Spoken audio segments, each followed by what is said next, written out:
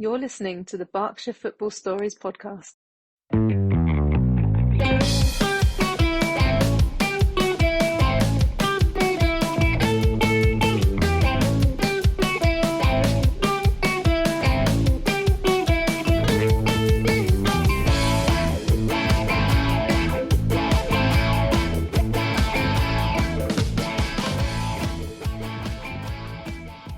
Hi everyone, welcome to the latest episode of Berkshire Football Stories from Football in Berkshire. It's Tom Canning here, and I have been joined by our Berkshire Football Awards host, Paul Watson, confusingly all the way from his home down in the southwest. Very, very Berkshire.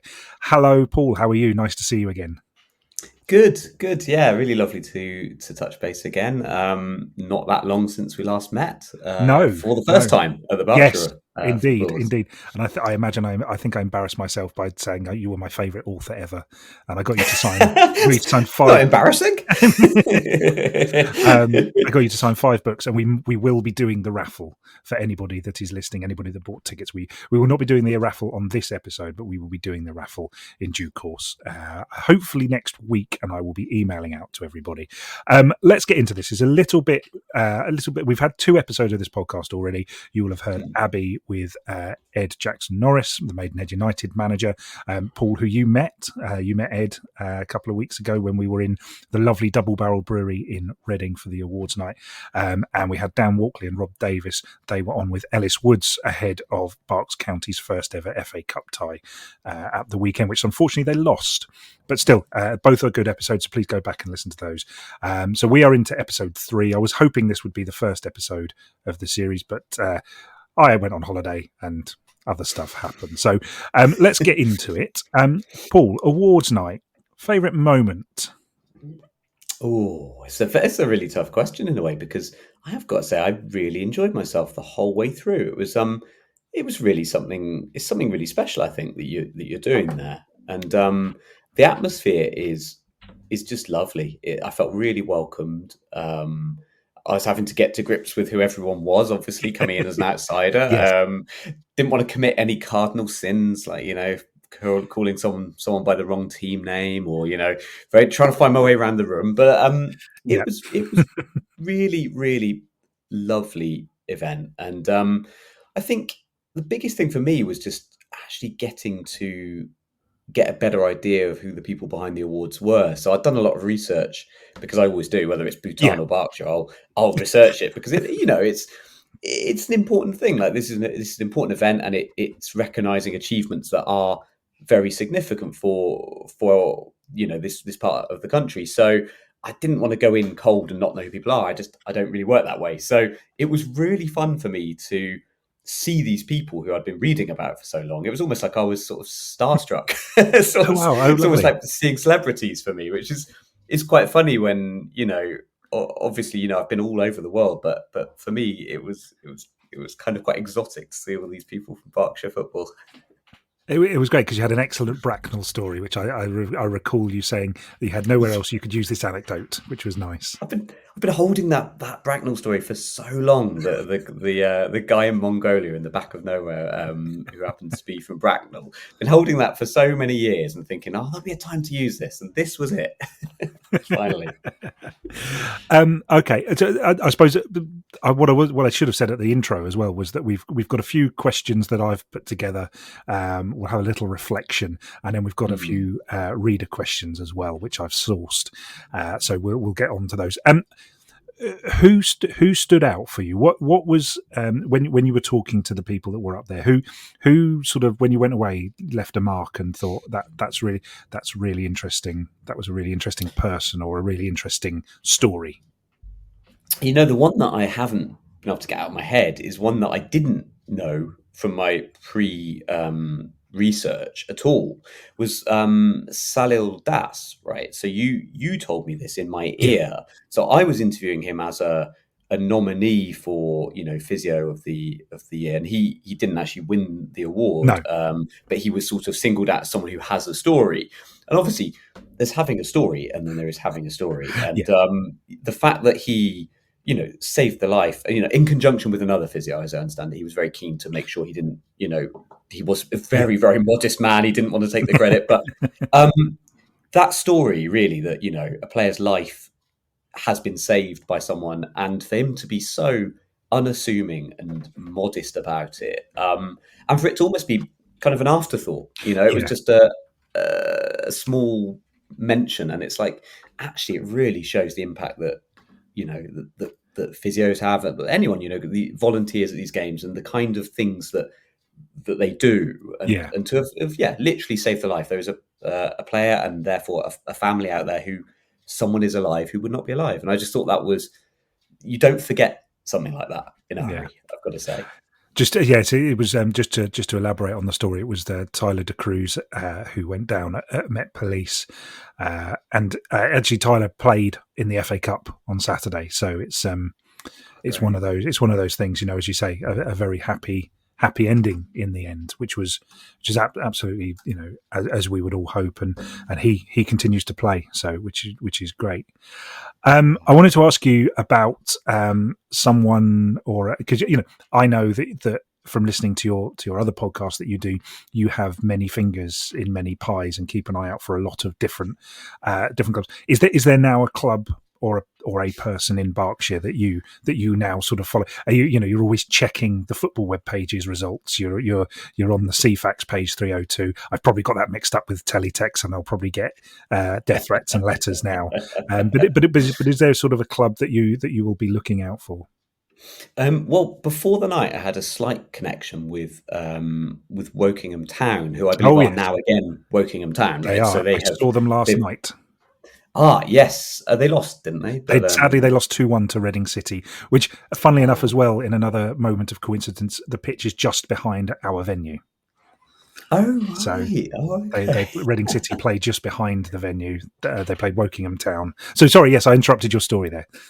Oh, well, it's not a massive story. It's, the connection is weirdly like a little bit tenuous. But being a big Bristol City fan, we had Darren Barnard for years. And growing up, that was quite a big moment for me, because with the greatest of respect to early Bristol City teams, we had very few exciting players in our squads. This was at a time where the club was not at a massively high point. And we certainly never had anyone who could hit a free kick. And then Darren Barnard popped up. And the idea that you could have a free kick and it would be an exciting thing to happen started for me with Darren Barnard. And so he left a huge mark on me as sort of a young football fan. The excitement of seeing Darren Barnard come up to a free kick. And we had signed him I think we signed him from Chelsea, but he had not really played that much there. But originally he was from Wokingham Town. Yes. And so that name, weirdly, even from the fact we didn't sign him directly from there, it had stuck in my head that Darren Barnard had come from there. So I'd always had a little soft spot for them. And that was made even more by the fact they have this brilliant nickname, the Satsumas, which I just think you can't beat that, really. It's brilliant.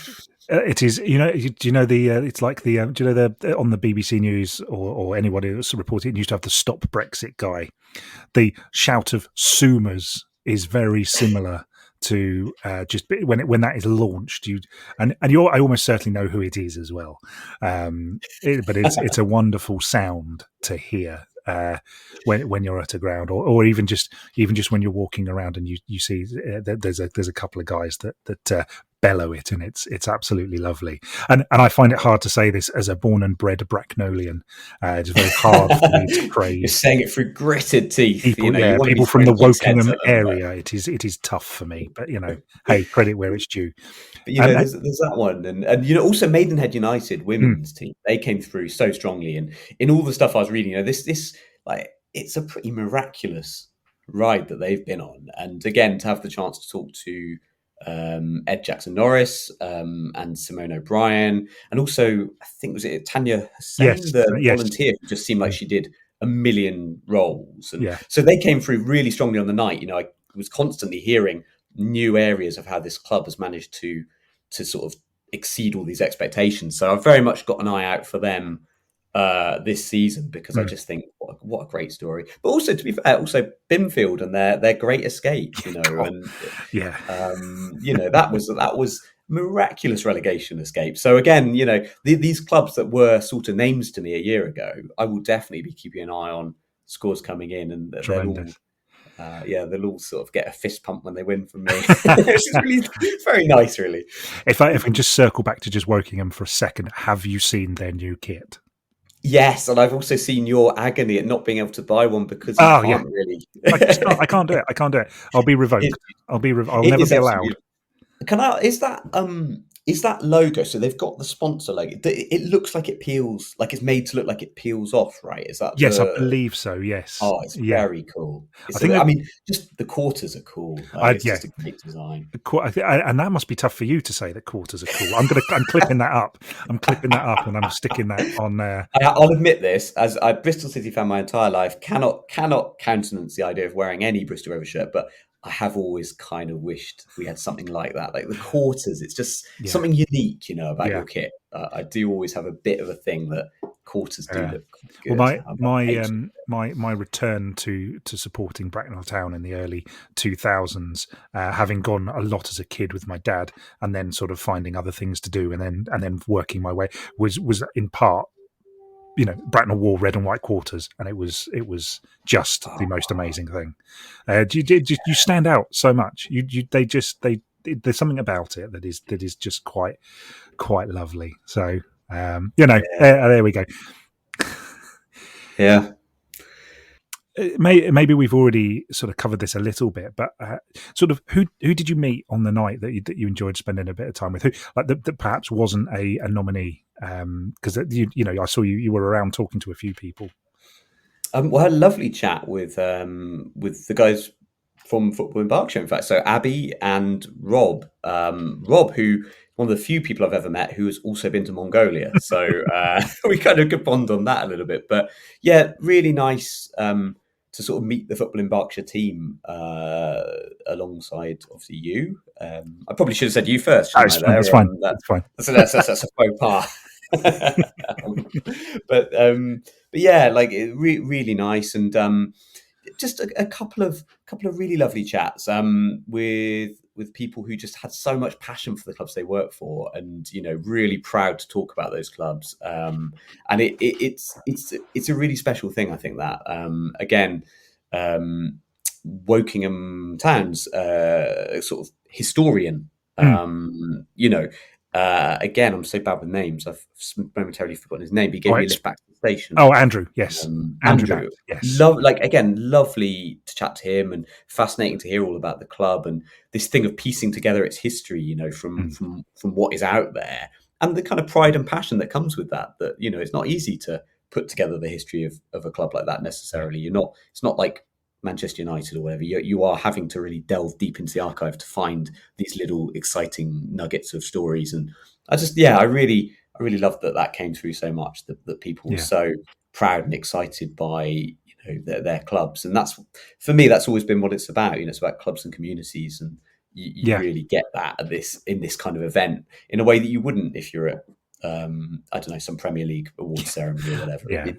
It's not about that anymore.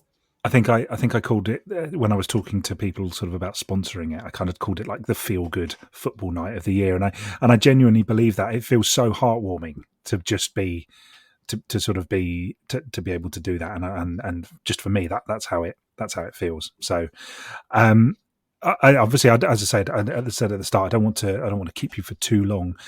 We had a couple, but we did have a couple of really great stories. You got the Chris Ellis long throw story confirmed. It had always been sort of a rumor, a myth. There's a lad called Louis Boas who was previously the captain at Ascot. We had him on this podcast a couple of years ago, and he alluded to this story, and it felt like a myth, a thing. So I was really glad you were able to confirm that with Chris. That was, he knew it was coming as well. Oh, he did. Yes. So I've got to ask you something. He knew exactly what I was going to ask. Did you used to throw the ball over your house with your brother? Yeah, it was quite the that was excellent. It was great to have that confirmed.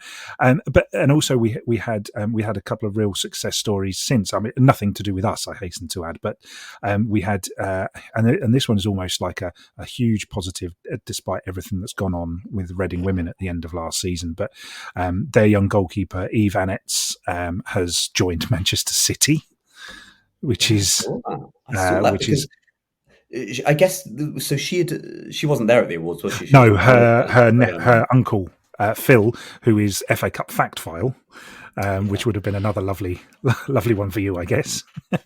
Yes, yeah, doing amazing work actually. I wasn't totally aware of his work until that event, and then afterwards, been seeing all sorts of things about the FA extra preliminary rounds and these amazing little nuggets and facts that you're like, wow. Has anyone do this account? It's a full-time job just to keep that kind of thing going. Oh, it must. Yes, it must be.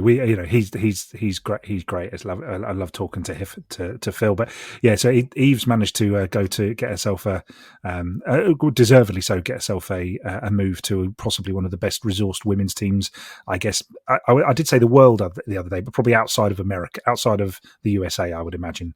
Yeah, that's lovely to hear. And because I guess that was to some degree, that was the elephant in the room, or whatever the word you want to use. It wasn't something we wanted to dwell on.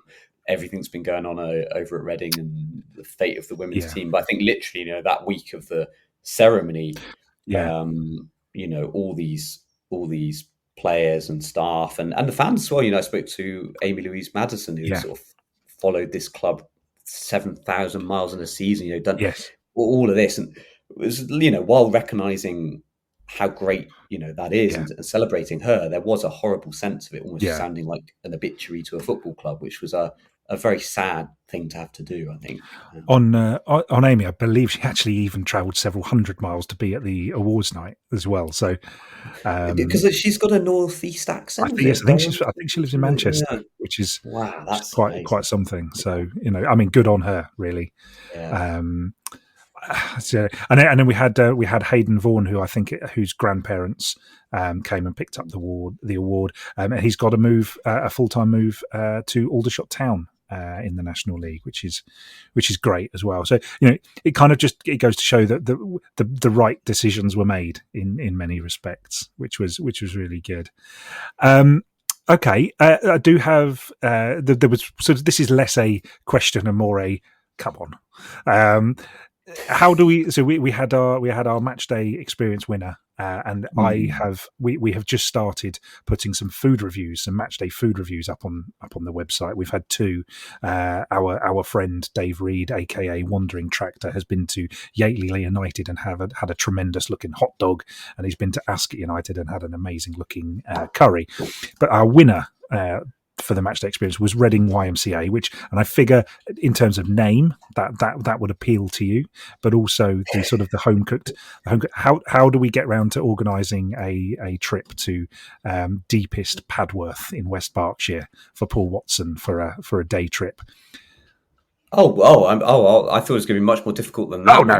I thought you were saying I've got to manage them or something. I was thinking. Oh no. I mean, how you get there is because when I'm talking deepest West Berkshire, we are talking deep. Oh, and really? I hope they won't mind. To get to, like, harder than even the awards wasn't hard to get to, but we're talking properly. This is like. So we could get you out to probably Mortimer Station or Thiel Station. I'm not really sure. I think one of us would have to come and pick you up to get you there. But I think I don't think they'll mind me saying this because it's all good plugs for Reading YMCA, and they're incredible. They've got a village hall, which they play out of with a pitch out the back, and they have done their absolute best to create a stadium. Not necessarily a stadium, but they've done their best to make a non-league facility out of what is essentially a pitch out the back of a village hall. It's got a play park for the kids attached to it, so you could bring yours. It's got what was it? Oh, and it's also called the Cauldron, which is wonderful. Oh, I like that. So it's they've done an absolutely brilliant job at making this place for Step 7 football. which a lot of the time you might expect a sort of a recreation ground or a park pitch. They've done a fantastic job at making this place. And they've got a little tea hut on the side which serves chili or hot dogs or whatever it is that's been homemade that day. It's great. So yes, anyway, let's get that in the diary, and we can make a big deal of it. That would be great. Oh, absolutely. You know, it's I might even be able to sell it to my wife as a gastronomic tour. She's a big gastro person, so I like, you know, we're going to this little known up and coming new gastro spot. It's called the YMCA. Just happens it's attached to a football pitch. I mean, I'll be totally honest. I don't know where we go afterwards, but it's great. I really enjoyed it. I go there. It's not that far from me, so I go there a little bit, and it's really good. I wanted to give you a moment to just promote something, as you're very kind enough to jump on here. So, you know, fire away. What should we be listening to you on? Well, hopefully the Sweeper podcast, which is the podcast I co-host along with Lee Wingate, and it's sort of a look at the weird and wonderful football world outside of the mainstream that gets reported. So we'll go from Greenland to San Marino, but also if a referee has got drunk and celebrated with the players of a team, we'll be there. If someone's dropped the trophy on someone's head, we'll be there. You know, it's all the weird and quirky stuff, and it's packed into fortnightly episodes. So that's at Sweeper Pod on Twitter, and you can find us on all the sort of normal podcast platforms. Fantastic. As a listener myself, I can heartily recommend it. It's really great. Okay, we've got a few readers' questions. We'll zip through these a little bit. This might be my favourite question of the lot, so it's all downhill from here. But Neil says, I've just discovered your brother is the comedian Mark Watson. How does he cope living in the shadow of the UK's number one niche football enthusiast? Oh, that's a very kind question. The really funny thing is, people now, more than usual, people are discovering one way or the other that we're brothers, and they often are quite irate about it, almost as if we should have told them. Yeah, we both get these messages sometimes, especially if we're on something together. We were both on football cliches on the quiz. I've missed this one. I haven't.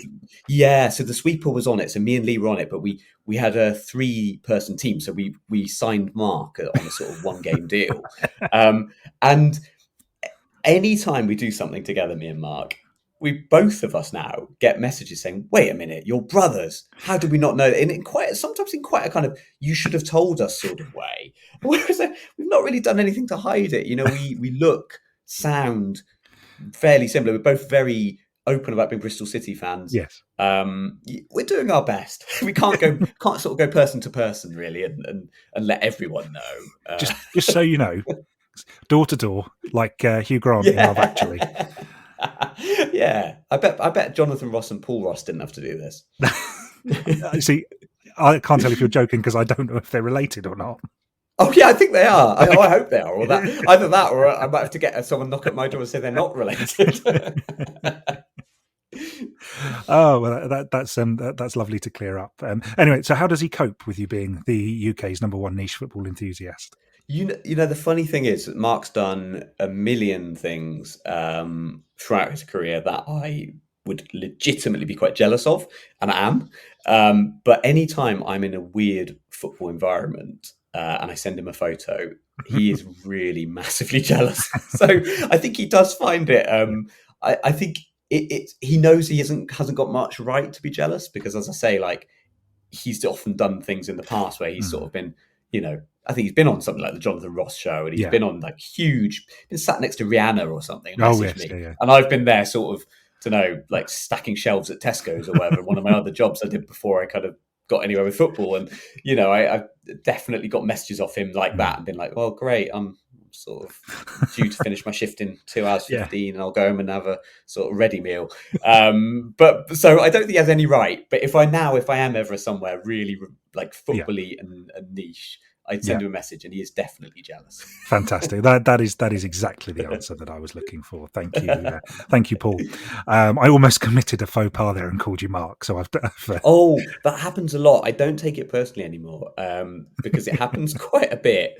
The funniest thing is when people have asked you to do them a favor relating to Mark, which I can't do usually. Like, he has an agent and things. So people in the old days, people used to come to me and say, "Can you get Mark to do X?" And I would always try my best to see if I could get it to Mark, but he'd have to like say, "Oh, I think my agent needs to know," and it'd be really awkward. But sometimes people would send me a message saying, "Hi, Mark, I was just wondering if you might be able to talk to your brother about whether he could do," and you just think, "Oh no." Then you'd get 5 minutes later, you get the, "I'm so sorry I called you Mark," and you think, "Yes, okay, it's all right." But it's okay now because you're much more successful, so it's fine. Of course. Who cares these days? No, all I'll say is no one in the Marshall Islands or Micronesia has any idea who Mark is. Those are the big demographics, really, aren't they? I feel like I want to move on from this now. Dan asks a very sweeper question. Greenland, their football championships have just started, but what progress is being made in their bid to join the CONCACAF? Now, this has a big issue for Berkshire. This is all we talk about. So, I don't know why I bother with the non-league aspect of it. Why? You could secede. Maybe Berkshire could secede from England and join CONCACAF as well, but play against Trinidad and. It's really tricky, and I think there was this huge excitement when they applied to CONCACAF. It being a long time coming, and they'd gone down the UEFA route. It's very clear that couldn't happen. Went to CONCACAF. Then there's this real moment of wow, it's going to happen. The reality is there's no absolute clear-cut timescale on it at all. So you could hear nothing for weeks, months, years. And other nations or other places like Saint-Pierre-Miquelon, which is off the coast of Canada, have applied in the past to CONCACAF, and just nothing has happened. And whether that's that they've ever been rejected, it's never been made public.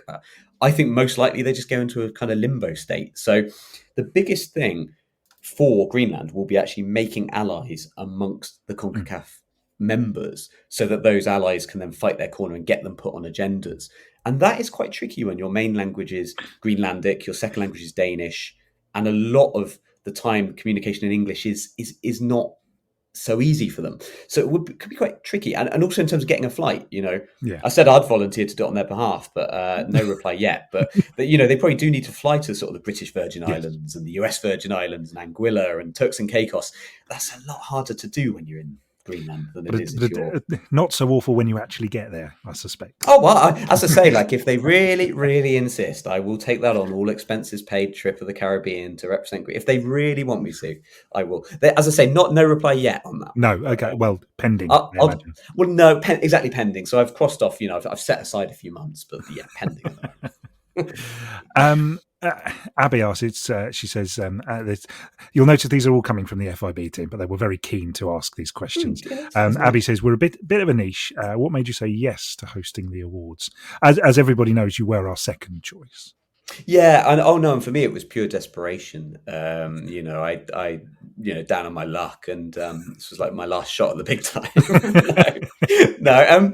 Actually, it's to be honest, it's in part it was our relationship. You always been very supportive of Up Pompeii and of my work, and we've been in touch for years, and Football in Berkshire has popped up to help with Micronesian causes, and so it wasn't sort of coming out of the cold as an approach, but I think also I feel quite honoured and flattered to take on such a role. I think as I say, like it's a big thing, this, and it's celebrating people who have done great things through football in their region who perhaps don't get that celebration every day. So no, honestly, I was really excited to do it, and I was very honoured to be asked, even though we all know our second choice.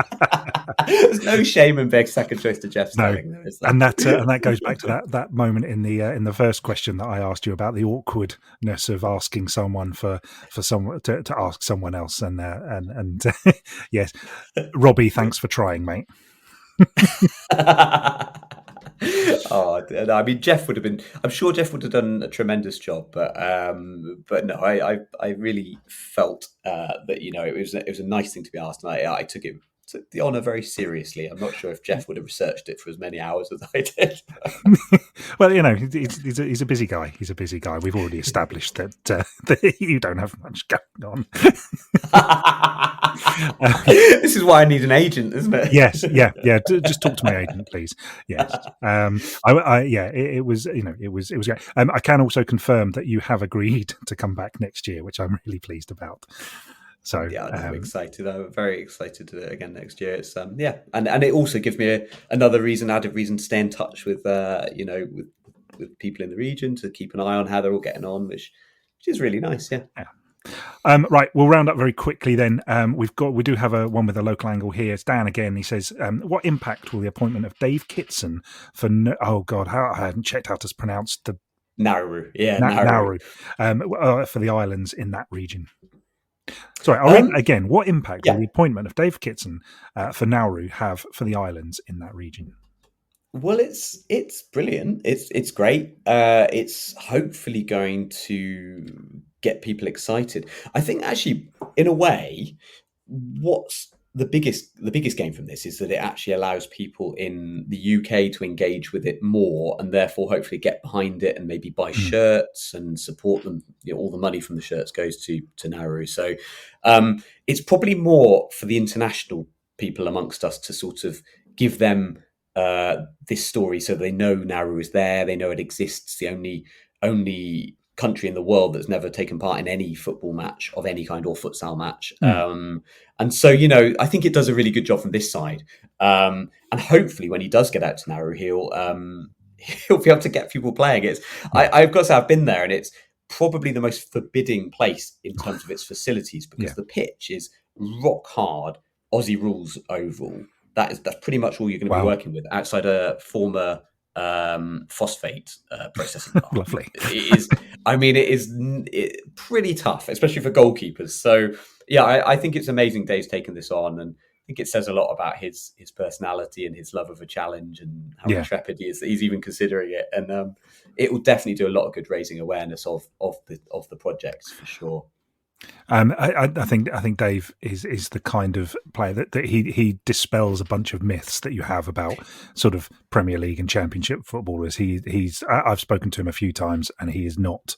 He's intelligent. He can talk. He can get his points across well. He's knowledgeable as well. And I think we've had this conversation about Dave. He's not your typical. And maybe that's unfair on footballers. I don't know many professional footballers, so I could be completely wrong. But no, but I think it comes through from Dave that it's a bit more than the standard, in the fact that he would engage with this project, the fact that he has nothing to gain from this except that he's doing a nice thing for a part of the world that doesn't have people doing nice things for it. So he really is engaged with it in a very altruistic fashion, which I think is not what people expect from footballers. They expect it all to be agents and how much money is this worth. Well, for Dave going to Nauru, he is very much the one giving his time and expertise to these people with a job that most people would flinch at. So really, really impressed with him taking it on. And as I say, it's a big moment. I think it's changed the perception of a project like this, because it suddenly gives people a reason to be like, oh wow, Dave Kitson's attached. It gives it a validity and a sort of excitement. But we get some. Really quickly, I've got two more. And Steve Mirko Bolazan on Twitter. If you were made head of FIFA, what one change would you make on day one? You know what? I would. It would be terrible corruption, because I'd just put Federated States of Micronesia in there. Great. Can you imagine? Can you imagine? After all this, but no, I've been asked this one before, and I've never come up with a great answer. One thing I think that would be really interesting would be to level prize money between men's and women's football across the board. Yeah. And I know there are a million reasons people will fire at me for why that shouldn't happen, and I understand what they are, and I know what those arguments are. But also, the reason why women's football funding is lagging behind is because of false factors. These factors are because women's football has been banned, it's been marginalised. So it's not fair to say men's football generates more income. Well, of course it does, but Yes. it also wasn't banned for 50 years in this country or however long. So that would definitely be the one that jumps to my mind in terms of, I can see you wouldn't ever get this through. I can see there would be objections, but hey, what would happen if we did do that? There's enough money at the top of football to make that. Without looking at the actual the balance sheets, I would hazard a guess there is enough money at the top of football to make that happen, and why not? Oh yeah, and I would certainly stamp down heavily on FAs who are actively prohibiting or impeding the growth of women's football. So you have Afghanistan playing in men's tournaments but banning their women's team from playing, stuff like that. That is clearly and easily demonstrably treatable very quickly if you're there to FIFA, and they just shy away from it. So yeah, I think that's a big facet. I think it comes from the fact I've been lucky enough to be involved and to watch and to learn from so many amazing women's football projects all over the world. And the one thing pretty much that unites all of them is a lack of funding and a lack of support, especially in comparison to men's projects doing the same things. And I think when you see that, you think, well, at some point you just have to say, look, it actually just takes someone to stand up and say enough's enough on that. It's not going to happen overnight, is it? But no. You know, if you became head of FIFA, maybe it would. You could sort it out, yes.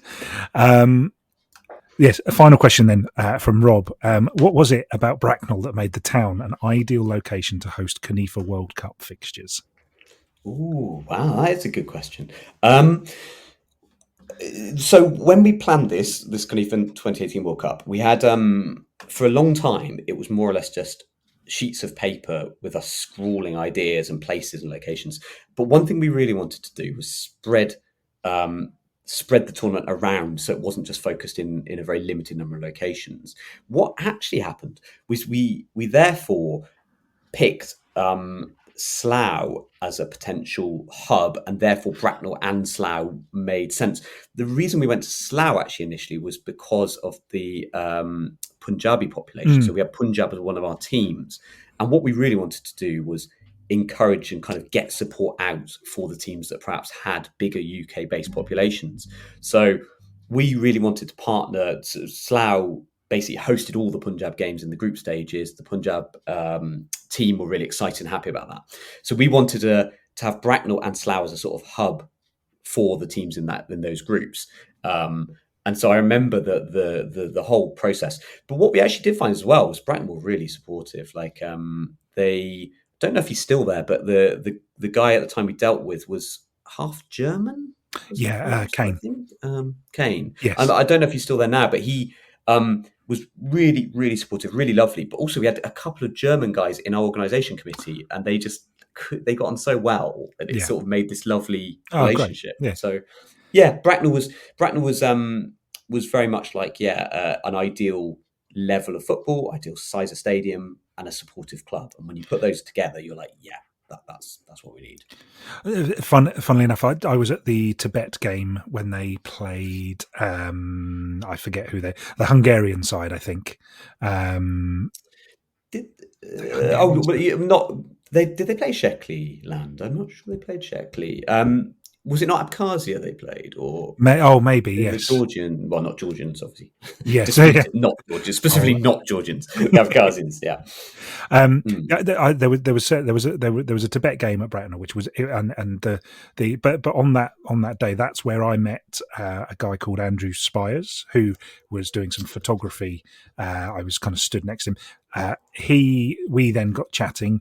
He then went away and did some. He runs a website company in Ascot called Lens Digital, who you may or may not be aware were one of the sponsors of the awards night. They also helped us redesign the website, all from this CONIFA World Cup meeting. It was that game did a lot for sort of pushing football in Berkshire on, because we got this shiny new website. We got a load of functionality that we didn't have before, and it really helped that. It helped us as well. So it was a lovely side effect how it brought people together. From all walks of non-league football, especially. I've realised it's Carpetalia. It was Carpetalia they played. That was it. Yes, winners. It was. Yeah, so it was a bit of a mismatch, but Carpetalia were the eventual winners. They were actually from within Ukraine. So that was the Hungarian people within Ukraine. So that was the amazing thing about this CONIFA World Football Cup. I think it was partly people said it, to the outside eye, they say, "Oh, it's so random that you have these teams appearing in these stadiums." But actually, in a weird way, it was everything but. It fitted perfectly in a way that those games wouldn't have made sense at Craven Cottage. Yes, it was right somehow, and it did work. That's the beauty of it. Sometimes playing some of these games in these smaller grounds is that it looked full. I've still got some video of the Tibetan fans. The noise they made was incredible, and I think that there's I may well be I'm not as well researched. I may well be getting this wrong, but there is a large sort of Gurkha population around Bracknell, Aldershot in North Hampshire, around that area, and as far as I know, a lot of them came out sort of in support of the Tibet. There was a community there that had come along to support Tibet. Now, whether they were all Tibetans, I'm not sure. I don't know, but it was wonderful.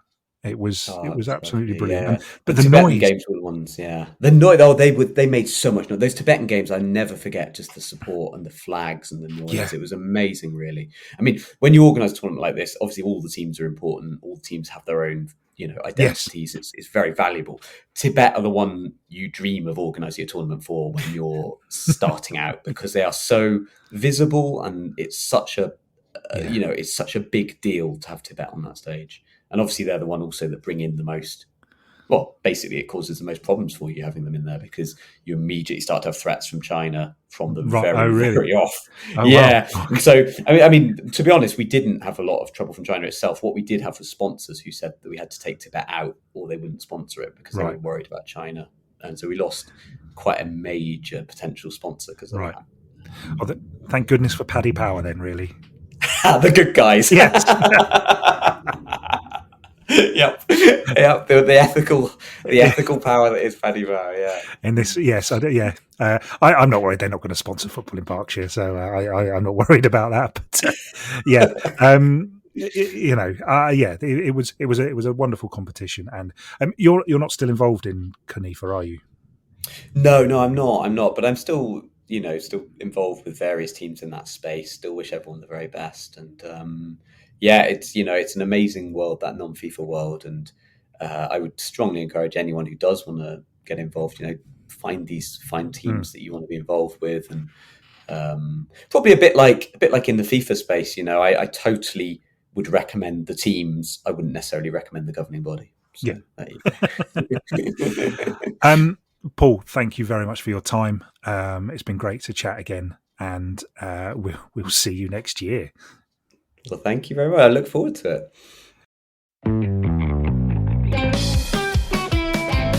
This episode of Berkshire Football Stories featured special guest Paul Watson and was hosted by Tom Canning.